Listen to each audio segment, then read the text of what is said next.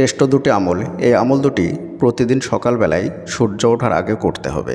প্রতিদিন সকালবেলায় ফজরের নামাজের পরে এই আমল দুটি করে তারপরে ঘর থেকে বের হবেন।